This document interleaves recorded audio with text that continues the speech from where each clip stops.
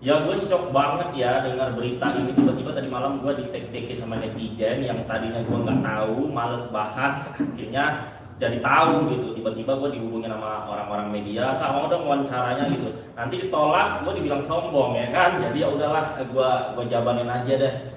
Ya gue nggak nyangka banget ya seorang Rizky Bilar yang dielu-elukan orang Indonesia bisa mengkriminalisasi seorang perempuan, apalagi itu istrinya sendiri yang melahirkan anak kandungnya sendiri, yang menaikkan derajat dia dari bukan siapa-siapa sampai dia jadi big star Indonesia. Dan saya shock banget sampai dicekik, ngeri banget ya mbak, dicekik, ditarik lagi ke WC katanya.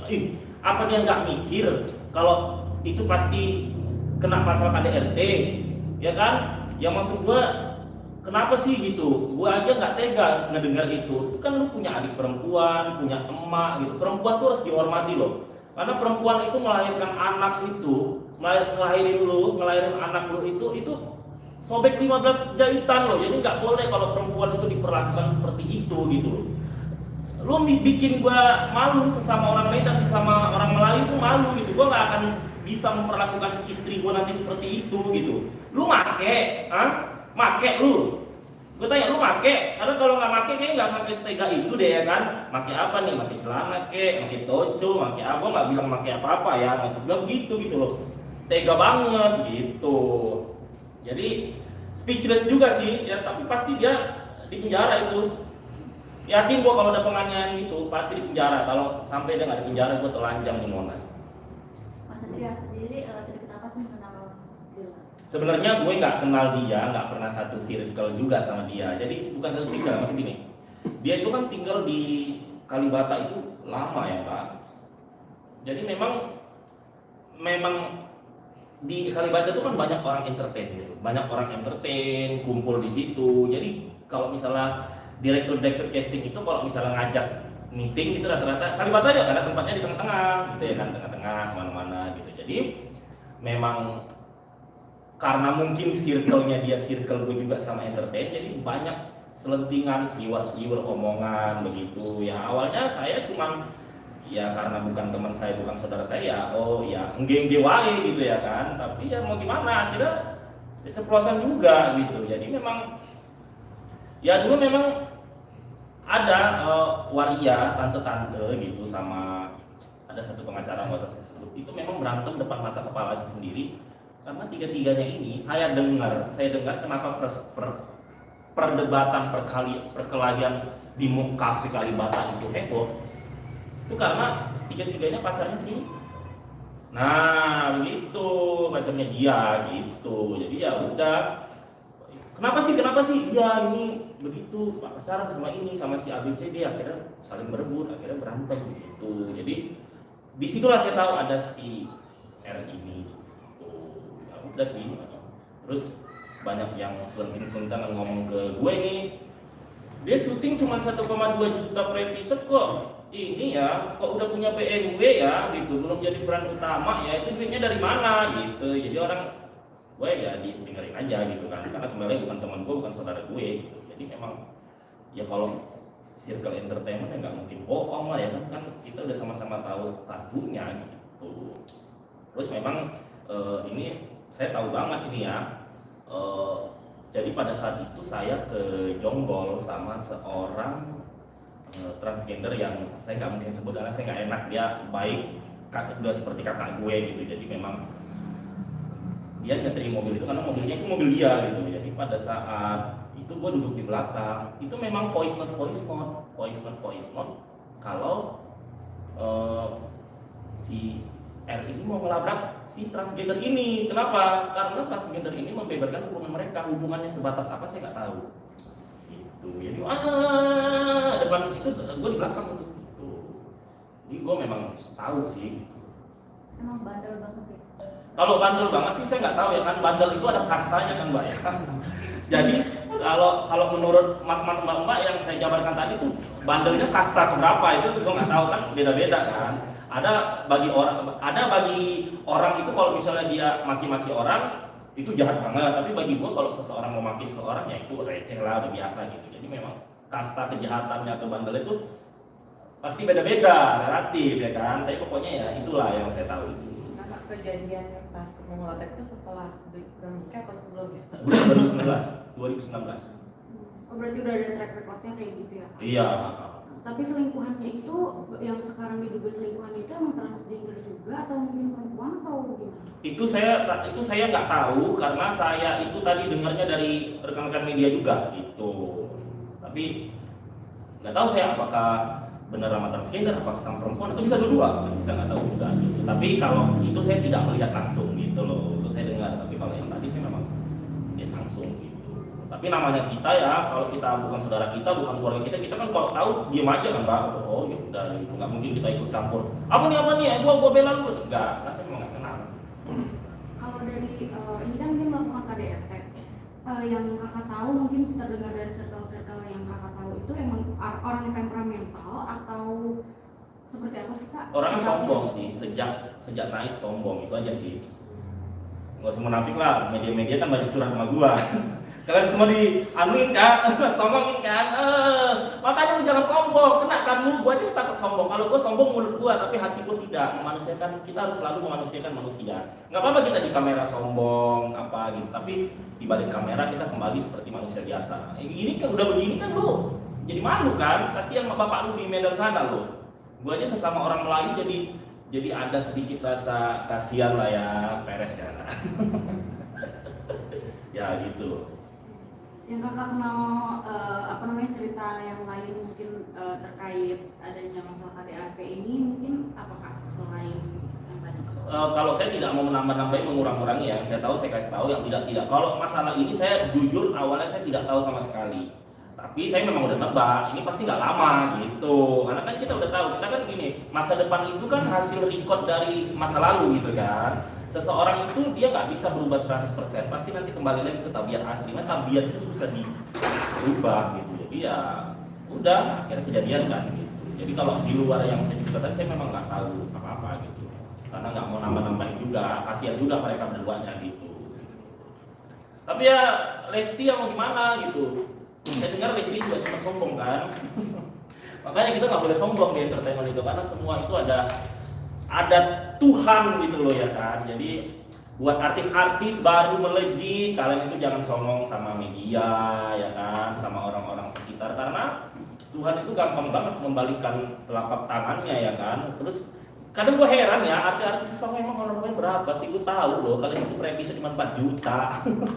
Jadi jangan songong-songong gitu ya kan. Ya ini aja, tetap humble, tetap menikmati harta rezeki dari Tuhan, tapi tetap humble sama orang-orang sekitar gitu. Ya, karena kan kalau udah begini kan media jadi ada yang syukurin, ada yang ya berapa persen simpatik, berapa persen syukurin gitu. Karena melihat pernah sombong tadi gitu kan. Jadi ya udahlah, nanti Lesti jandanya ketunggu deh. Tapi Kak Satria boleh tahu nggak yang menarik di video yang Kak Satria buat di Instagram itu ya? Itu adalah bahwa yang Kak Satria bilang bahwa Bilar sempat mengakui ngapain sih Lesti WA gua gitu loh. Iya, itu dari media ngomong ke saya. Karena dia ngomong ke orang media. Saya sih nggak takut ya, karena memang Pak Paris sudah bilang apabila sebuah pernyataan itu benar kita statement yang kita ungkapkan itu sesuai dengan apa yang terjadi, atau statement pencemaran nama baik itu diungkapkan untuk orang yang sudah meninggal, itu memang nggak bisa dikenakan pasal UIT. Jadi saya jujur aja, memang orang media besar nggak saya, jadi dia curhatnya ke orang media. Setelah mungkin adanya kejadian ini kak, ada Musik stop dulu.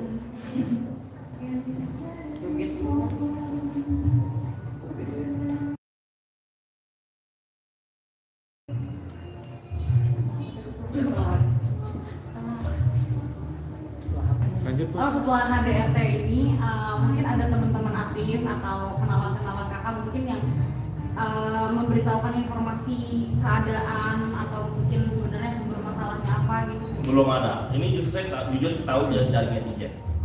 Banyak banget yang ketik gua di medsos gitu. Dari teman artis.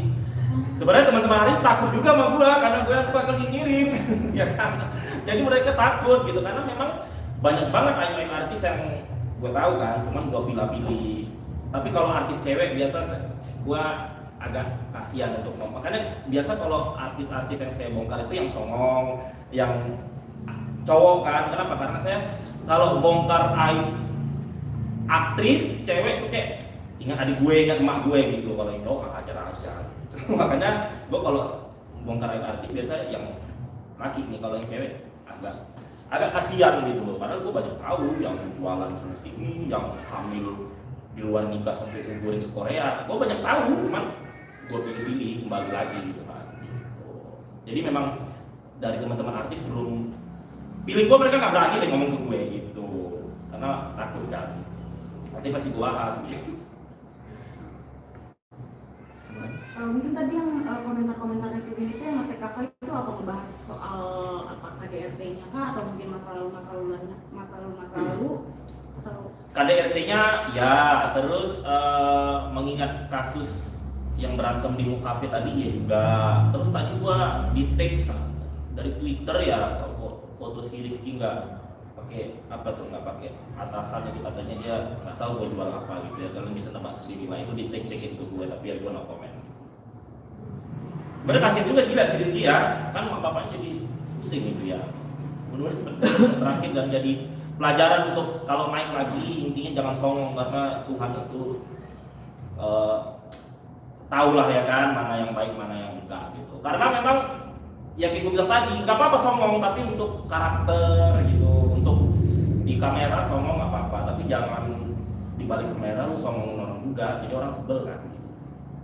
Kasatria jadi bingung nggak sih Kak, kok jadi Kasatria terus yang ditekin oleh netizen gitu? Iya bingung gua, buset. Padahal gue kan maksudnya kalau gua bahas aktor artis Indonesia kan banyak kan gitu. Jadi yang gua bahas di sana belum tentu relevan sama yang gua bahas di sini gitu ya kan. Jadi ya waduh, gila TikTok gua naik terus.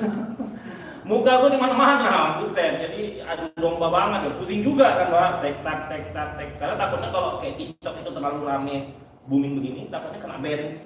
Takut juga kan. Jadi pusing sih enggak, ya biasa aja sih gitu. Kecuali saya dapat masalah baru pusing kan. Kak, tapi aku boleh tahu nggak sih apa sih kakak mungkin motivasinya mau untuk membeberkan masalahnya Kak Bilar ini, terutama yang di kafe. Gue sayang sama Lesti, karena gue ngikutin Lesti dari nol, gitu ya kan. Jujur aja, makanya gue bilang itu janda sama Lesti. Tapi masih ada bukti-bukti yang pengen dikeluarin nggak sama Kasatria? Enggak sih, enggak. Karena sebenarnya kalau bukti tertulis itu kita nggak ada, karena kan kayak kita lihat masalah orang, masa sih kita rekam ya kan, kita minta kan, pasti Mbak juga nggak mau gitu kan, sekedar oh iya, maksudnya kita sekedar tanya-tanya dan heboh pada saat kejadian itu, tapi nggak mungkin kita rekam, kita minta datanya kan, nggak urusan kita juga begitu. Jadi memang kejadian itu memang di depan mata aja gitu, lewat aja. Kalau sama Lestinya sendiri mungkin kakak pernah kenal pribadi? Enggak pernah ketemu juga. Karena circle-nya beda kerja dangdut, saya dulu FTV sama sinetron, jadi beda jobnya gitu. Lebih ke Bilar berarti ya Kak? Ke Bilar pun nggak pernah tegur sapa, jadi ke Bilar itu lebih ke circle-nya dia tuh circle-nya saya gitu. Kan dulu dia manajernya Ega itu ya teman dekat saya, nongkrong di Kalibata.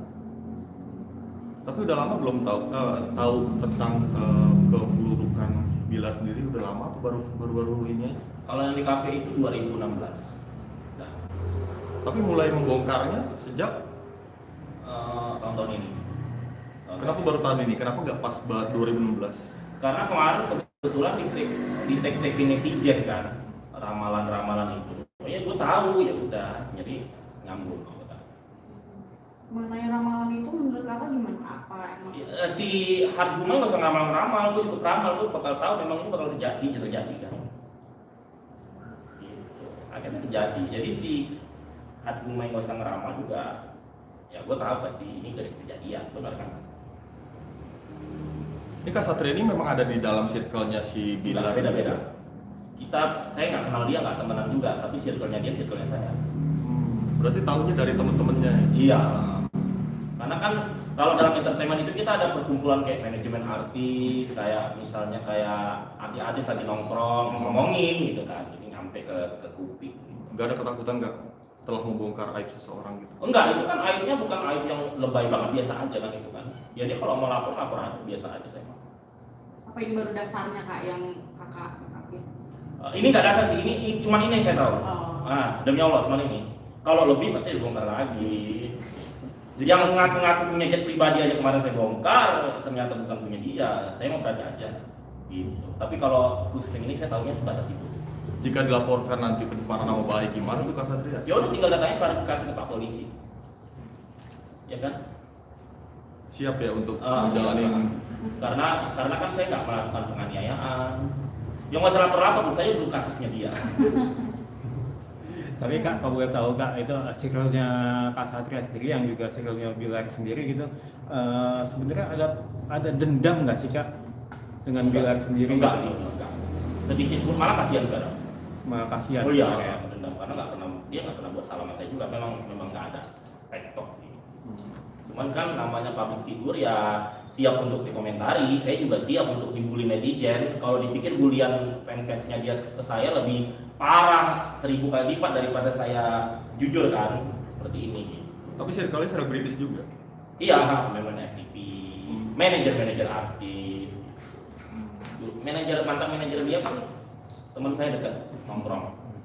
Oke, ini yang kasih bocoran kan si circle-nya itu. Mereka kan mengkeep Kak Satria kan membongkar. Kenapa alasan mereka nggak membongkar juga kayak Kak Satria? Mungkin cari buka kali.